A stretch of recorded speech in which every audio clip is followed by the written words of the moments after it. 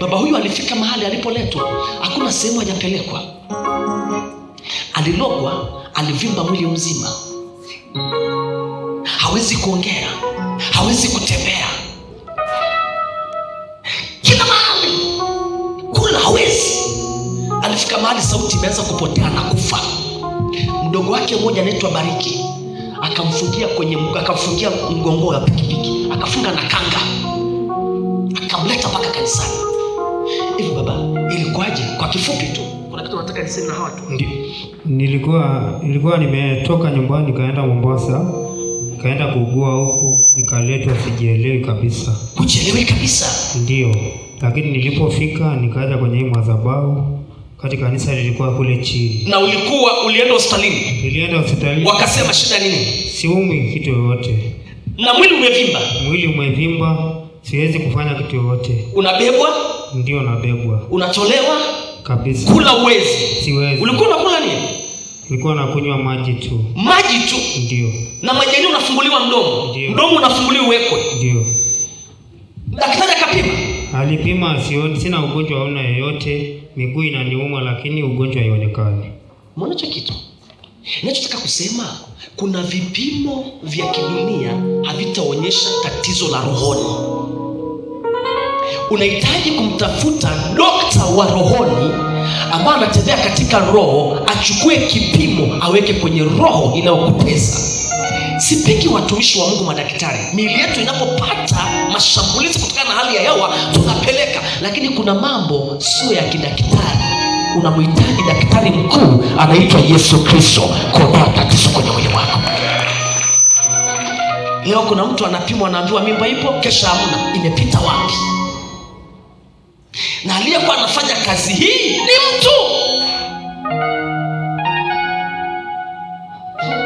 Wafe wasife? Wafe wasife? Ulipokuja nikakutamkia tu. Ulinitamkia nikapona moja kwa moja. Moja kwa moja? Mpaka nikapanda pikipiki mwenyewe. Mpaka nikapanda pikipiki mwenyewe. Ukapata pikipiki mwenyewe? Ndio. Maisha yakaendelea? Yanaendelea kabisa. Kabisa? Kabisa. Na leo nataka nikutamkie ushai. Natamani mke wangu angekuwepo hapa. Walipoona neema mbele yao wakawashambulia. Mtu ameenda kutafuta, analogwa, analetwa kutoka Nairobi, amekufa. Alikuja, jamani, nani alimuona alipokuja kipindi kile? Nani alikuwepo? Njoo, ulimuona? Alipokuja, yani na uzuri moja anatolewa kula, analetwa mpaka mbele. Ulimuona? Ndio. Alikuwa yani alivyoletwa, yani alipofika pale nje akashushwa na pikipiki na mdogo wake, wakamshikilia, yani mmoja anamshika huko, mwingine anamshika huko, akakalishwa kwenye kiti, akaingizwa ndani. Sisi kama viongozi tulimpokea, akawa amevimba mwili wote, halafu mikono imebabuka. Imebabuka, mikono haifanyi kazi. Ndio. Daktari anasema hakuna kitu, ila ahadi ya Mungu alikuwa akatiziwe maisha. Ahadi ya Mungu ikarudi tena, aendelee na maisha. Nyosha mikono uliko kusema anayenitesa. Jamani, mwache utani. Mimi sitani, sina utani. Sema anayenitesa. Moto wake leo. Mimi kuna kitu nataka nikwambie. Naomba leo, natamani mke wako angekuwepo. Kuna kitu nataka nikurudishie. Sawa eh? Kuna kitu nataka nikurudishie. Sawa, hii vita ilikuwa ni vita vikali. Usiache. Leo mpaka umekuja ibadani. Ni wapi, nani amekugusa leo? Hata juzi nilikuwepo. Ulikuwepo Ijumaa? Ndio. Nilikuwepo kwa sababu nilisafiri mwezi wa 6 tarehe 28. Nimeenda Mombasa na nimeitwa kabisa niende kazini. Nimeingia kazini nikashikwa na kichwa siku 4. Kashikwa? Siku 4 kichwa. Imebidi nirudi nyumbani. Yaani umefika kazini? Kazini tu nimeingia nikaanza. Kichwa ikaanza siku 4. Ukarudi nyumbani mpaka miguu zikalegea, nikabidi ukaona ni hilo hiyo shaba. Nimeona kabisa. Umeona Ndio. Ndio ukakimbia ukasema hapana. Acha nikimbie kule. Ngoja nikimbie kwanza.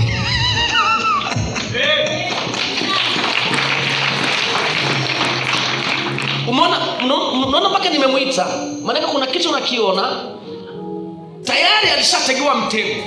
kwamba kwa sababu tumeshindwa kukua, ukitaka kupaa kufikia kwenye viwango vya kazi, ugua. Amefunga safari, ameenda tena kazini, tena ameitwa, ameingia kazini kichwa.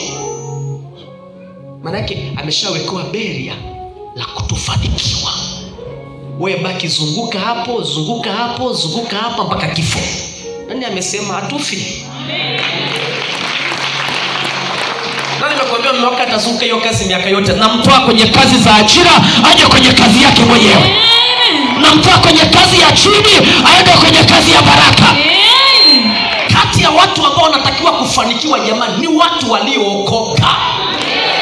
Na kinachosababisha makanisa ya kiroho kudharaulika, unakuta watu ambao hawamjui Yesu, hawana Yesu, hata kanisani wanaenda tu basi, wanatumia ilizi, wanaua watu, ndio wanaofanikiwa kuwa na haniwea, wanafanikiwa kuwa matajiri. Eti waliookoka wanabaki na pambio tu, Yesu ni Bwana. Kwenye hii madhabahu nakataa, nataka matajiri hapa, nataka matajiri hapa. Na kuna uduni ambaye tumehubiriwa ya kwamba kufanikiwa eti ni kufanikiwa, eti saitakiwa mtu wa Mungu aliyeokoka afanikiwe. Mungu tunayemwamini, maandiko yanasema ni tajiri, ni mfalme wa falme, lazima tufanikiwe. Amen. Musa akamwambia Farao, kama tunaokoka kwenye mikono yako, hata ukwato wa ng'ombe hatuachi. Bana kule milimani Mungu anaweza kataka spika na hatuna. Mungu anaweza kataka mic hatuna. Mungu anaweza kataka tujenge madhabahu hatuna.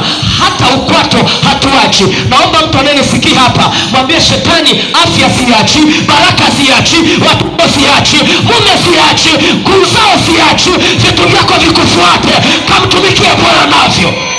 Sema mimi leo naondoka na changu. Unataka watoto, naingiza kwenye tumbo lako leo. Unataka biashara, wateja waje leo. Unataka watu wakupigia simu huko utakapokwenda, wapigie simu kakako, mdogo wako, baraka zimiminike. Sema umasikini ni mbaya. Ni kama juzi mama anasema amekuwa akimhudumia tu huyu mtoto, amepoteza karibu milioni. Alafu anayemtesa ni mtu yupo tu anakuchekea. Wafe.